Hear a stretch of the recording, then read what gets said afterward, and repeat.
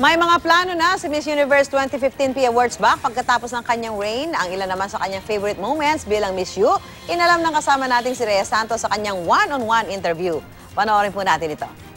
Alright mga kapuso, mga kasama po natin ang reigning Miss Universe na confidently beautiful with a heart, Miss P Awards back.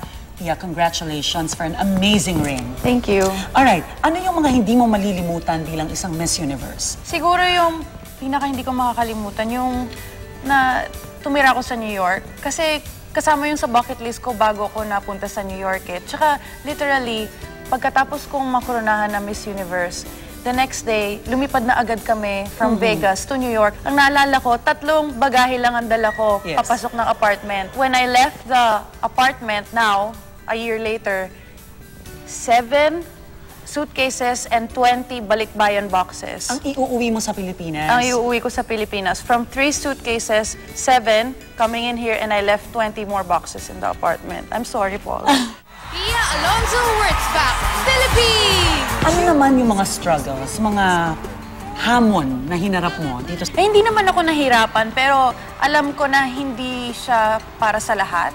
Yung bashing, kasi simula pa lang nung reign ko, dahil nga doon sa nangyari sa announcement, yung sa nagkamali, marami na agad. Automatic na yun kasi maraming na-upset na mga ibang bansa. Natuto na ako na hindi masyadong pansinin yun kasi ako si Pia, Miss Universe ako, at okay naman ako sa organization at sa mga boss ko. Bakit ako mag-aalala?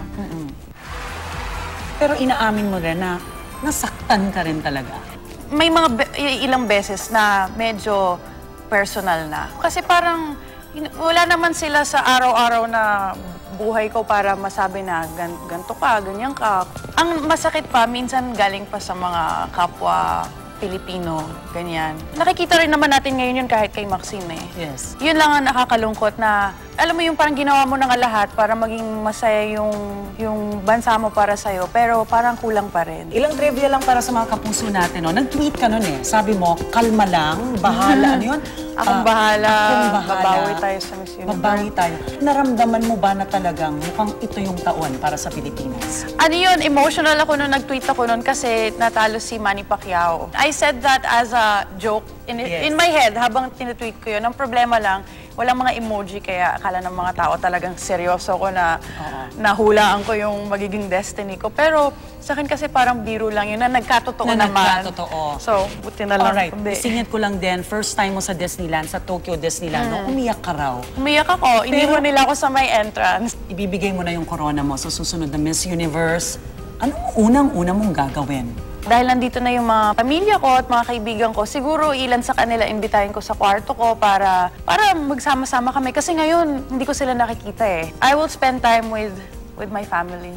Will you have more time for love? Alam mo naman, mga Pilipino mahilig sa mga love team. Maraming kinikilig sa storya niya ni Marlon. Mas magkakaroon na ng oras, pero ano kasi, very career-driven kasi ako. So gusto ko, may trabaho na ako agad after, which is meron naman. So natutuwa naman ako doon. At saka siya naman, magsisimula na yan sa racing niya. Tingnan na lang natin. Kasi pagka ako naman yung medyo naging mas bakante after Miss Universe, siya naman ang busy. So sige lang. Okay.